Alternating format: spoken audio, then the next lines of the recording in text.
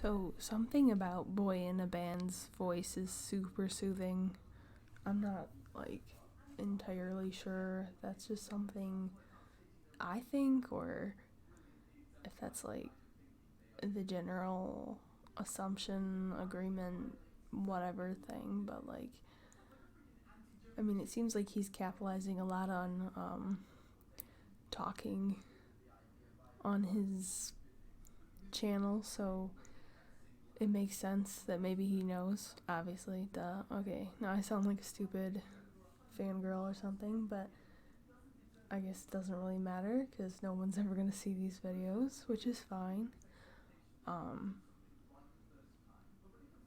So I'm just sitting here on the floor in a room that I have devoted to, I suppose, collecting makeup and my creativity on, my face, so I do my best to keep the cat out of here, but he sneaks in here and he's all, cuddle me, oh no, don't touch me, and that's fine or whatever, but I pride myself on being, really chill. I don't disagree with people a lot, but if you're rude to me, I'll basically just ignore you, because that's just how I do. I know none of these thoughts are really organized or,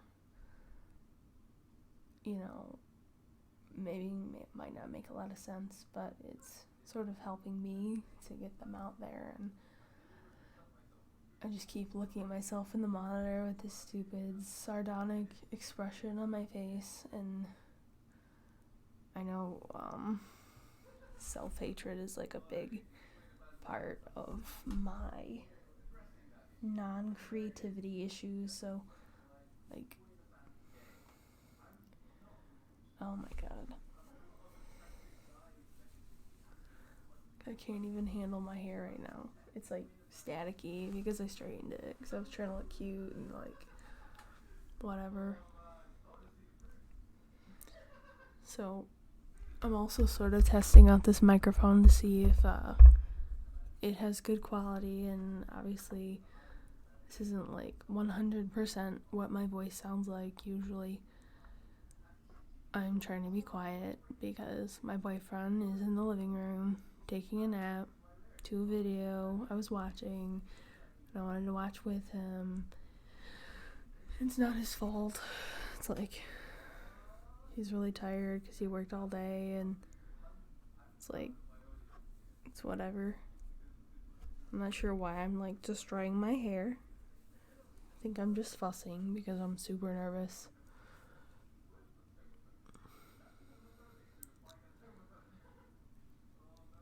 I'm not even sure if the audio is great or if it's terrible or if it's ASMR or what the hell is going on here. But I guess I'm sort of trying to get comfortable filming to a certain degree, and I want to be able to do makeup tutorials and stuff like that people might actually watch.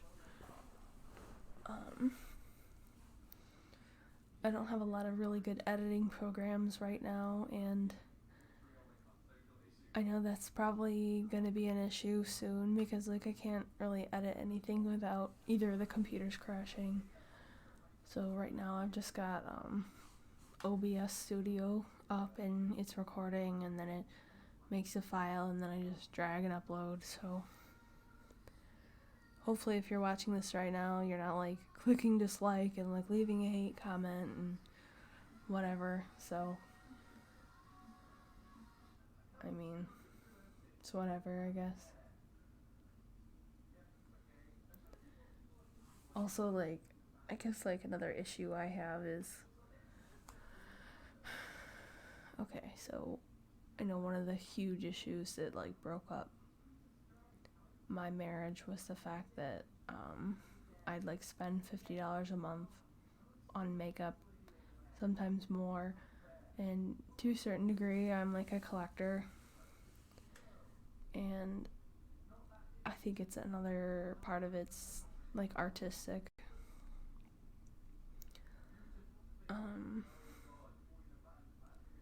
I just love colors, and I like swatching stuff, and I also like, having things that people wouldn't ordinarily have, but I feel like it's becoming pretty mainstream for people to just like go and buy stuff and have stuff. And like, for instance, I have two sisters that I talk to, and one's sort of, she was like my role model, and she got me into doing makeup, and the other one, she's not so much into makeup, but like I always try to get her into stuff, and I know she appreciates it, at least on some level. But it just sort of shocked me when I got back in touch with my oldest sister that she was I had sort of overcome her level of makeup understanding. And I remember one of the first times like I was allowed to start wearing makeup, I was about 16, and she showed me her favorite lipstick, and it was like this coffee color lipstick. And I was sort of like really inspired because at the time it was sort of a bold color to wear on your lips. And I guess also, like, I remember she was sort of like more alternative gothic type style, and that really inspired me like a lot. And I don't know, I just sort of went my own way because like neither of them are really particularly dark in any of their eye looks or anything, and like I'm not sure either of them would wear like what I am wearing today with like a big wing, because they're both sort of they're older than me. I think one's like 8 years older and one's like 6 years older, and as much as I looked up to them, I sort of really wanted to differentiate myself from them because the one was pretty much like a preppy girl in high school, or at least she tried to be, because that's who she wanted to hang out with and fit in with and stuff like that. And I mean, it's no shade to her or anything, but I just never really looked up to her as much, and I didn't really get so much inspired from her as I did from my oldest sister. And my oldest sister had bangs, and she still has bangs, and everyone always compliments me on my bangs, and every time they do, I always just think, and I'm like, oh, well, that's because of her. And it's sort of like, I guess it's trademarked me now to some extent, and I appreciate like comments and stuff, and people being like, oh my god, I love your bangs, oh my god, your bangs are so cool, oh my god, like, you need to teach me how to cut my bangs and whatever, and like, that's all cool and stuff, but like, I'm not sure if I'm like autistic or what, but I feel like I can never like take a compliment without feeling both self-conscious and unworthy of such a comment. So I know I'm mentally like shut down sometimes, or when I was younger I would deny it, but now, like, since many years have passed since I started getting compliments, like, I've learned to hate other people who are like, oh no, my bangs aren't great or whatever. Like, I just sort of learned to hate the sort of person who acts like, oh no, it's nothing. And I've learned to sort of own the compliment too. And I guess it feels good, but it just doesn't sit right with me. I'm not sure what's wrong with me when it comes to taking compliments. Like, I can never take a compliment. It's always like, here's a compliment, and I'm all like, okay, now what do I do? Usually I'm like, oh, thank you, or, oh, I like your insert thing here. But I sort of freeze up. I'm in shock. I don't know what to say, because, I mean, growing up, I didn't really have time to do my hair. Like, the way my hair looks right now, super straight and, like, really nice and glossy and all that, that was, like, something that was, like, hella luxury. It was, like, something that would never happen, and, like, my mom would always curl my hair, which I fucking hate, and, that's probably why I like straightening my hair so much. I know it looks good, and it's sort of like the reverse thing of what my mom would do, I guess. Another thing about my hair that makes me really self-conscious about filming is that, like, my bangs and, like, my roots are brown, and you can also see this, like, section of my hair. Like, I can't get that to dye. I have no idea what's wrong with my freaking hair. Not sure if it's, like, too healthy and it won't take it, or, like, I usually dye my hair, like, the cleanness that it is right now, so it's not like my hair's too greasy when I'm dyeing it or anything like that, but, like, there's no reason why that hair shouldn't take dye, and it just doesn't, and it's frustrating, and I hide it, and I'm glad it's in the back, and it's whatever, but, like, I know it doesn't match, and, like, there are definitely parts, like, it looks like I have black lowlights on top, like, highlights, and it's whatever. I guess I'm just dealing with it, and trying to get my hair to grow longer, because I know it makes my face look skinnier, and that's whatever. And I know the light's really overexposed right now, but I can't help it, because, like, I just can't figure out lighting, apparently. Like, I've done a bunch to try and figure out what's the best lighting. I guess this is it. Whatever. I'm not gonna hold my hand up there the whole time, and I've already got like a billion things on top of my light, so yep. Don't even ask. And now I can't fix it, but whatever, I guess. It is what it is.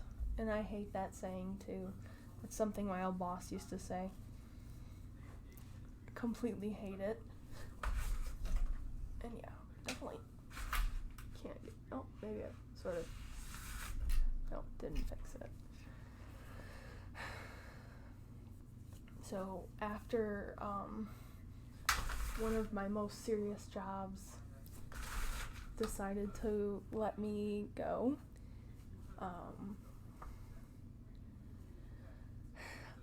so before that, I would shower every morning and whatever, and I realized a lot of my hair was falling out.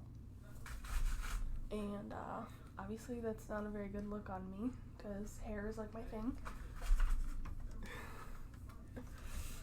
So, anyway. So my hair stopped falling out. And I realized, I guess that job was not a good job for me. Even though it really paid the bills and all that, like, I don't know. I was pretty smitten with that job. Sort of. I don't know, I felt I was contributing to society, blah blah blah, pay your rent, shit like that, and I felt really dejected when I had to leave. I basically cried the second, like I could feel it coming when the guy who fired me sat me down in the office, and I was like, I just knew it. So I just immediately, as soon as he said it, as soon as it was confirmed, I just started crying, and I just took off my uniform, and they walked me out. And it's not something I really wanted to talk about, but when, one door closes, another one opens, blah, blah, blah, I haven't really decided if, like, my current job is, like, a good thing or not. I sort of got it for shits and giggles. And, I guess it's just barely paying the bills to some level, whatever. I'm not sure what exactly to say about that other than, it is what it is or whatever. So,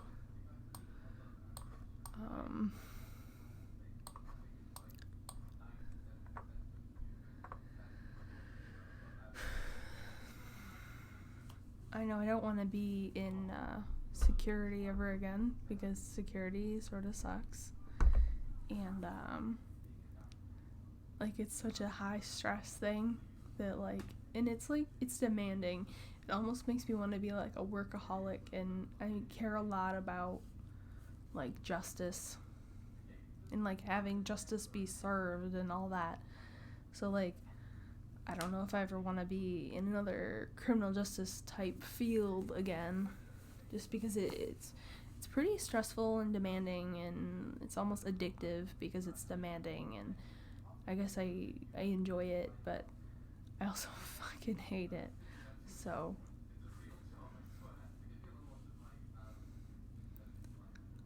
I just, back to, not knowing where I'm going in life and waiting on my life to start. Like, if you don't know either of those things, how can you start a life? You just sort of, you really can't, and it's just really frustrating, I guess. I guess it's just, like, one word to sum up my life is extremely frustrating, whatever.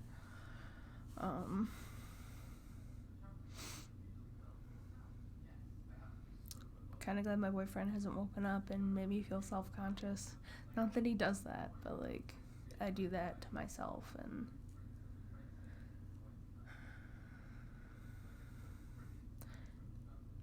so, like, when I was in college, I used to call people / people used to call me, and we used to talk on the phone, and I sort of missed that, but I also realized that, like, I don't have time for that in my life, because I need to figure out my life, and talking to other people about their life makes me want to help them with their life, and that's just not, like, something that I have time for / energy for / mentally need in my life. So, like, people like my parents will call, and I just won't pick up, because, like, I know they're immediately gonna be, like, bringing in some drama that I don't need. And I know that's sort of shitty because they're family and stuff, but it's not that I don't care either. I mean, they just, I know it's bad news bears all the time, so it's just not something that I ever want to, like, deal with again, so I just avoid it as hard as I can. And I say that with sort of a smile on my face, because it makes me feel awkward knowing, admitting these things, but, like, some people you don't need in your life because they're holding you back, or they're reminding you of a time that they held you back. And it's just shitty of me to say, but my mom in particular has been, like, a huge part of why I can't achieve anything I want in life, because I know she wanted me to do a bunch of crazy big things and like be somebody and all that, but like there's nothing that she wants that I want.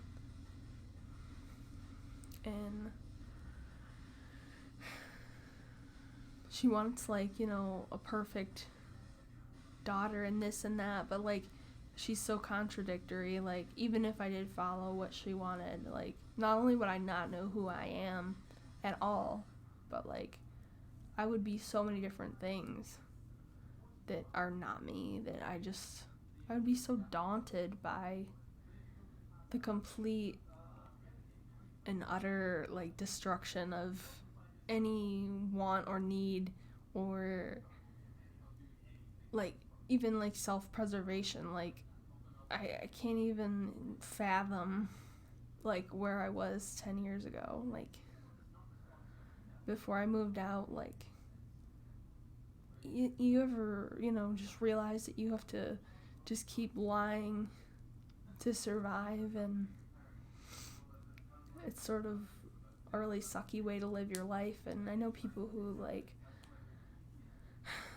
needed to come out of the closet to like their parents, and then they like get kicked out. It was kind of the same thing, but for Christianity and shit like that, and like college stuff. And like my mom and I, when I moved out, our major fight was because I didn't want to go back to college, and I had flunked out of this extra semester that I took after I graduated. And I know me not wanting to go to my college graduation caused a rift in our relationship, but I didn't really care because she forced me to go to my high school graduation. It was something I didn't want to do. I didn't want to walk across the stage. In fact, I had to like turn my brain off in order to do it because I was just so nervous, anxious, all the things. Like, I just didn't want to do it. It's just something you don't want to do. You don't want to do public speaking. You don't want to talk to people on the phone. You don't want to, you know, call somebody and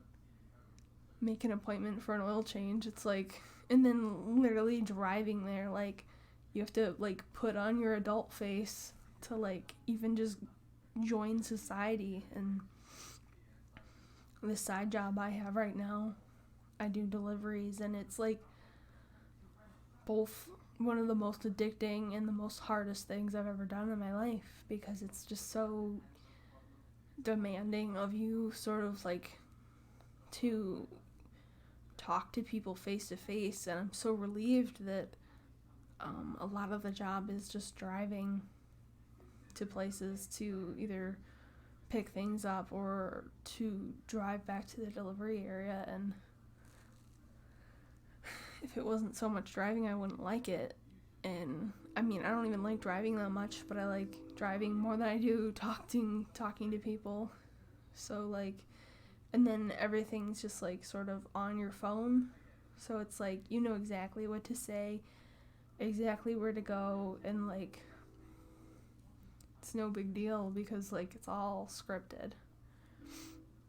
And I think that's like a part of the reason I was such a good cashier. I've had like 4 years of cashiering experience, and like doing that, knowing exactly what to say, you know, what to do and how to do it, like really helps somebody like me realize that you can be a productive part of society. But it also like sort of pigeonholes you into this is what you are, and then you realize this isn't what I want to do for a living, and this doesn't make me happy. And it's such a internal external struggle, and it's just really hard.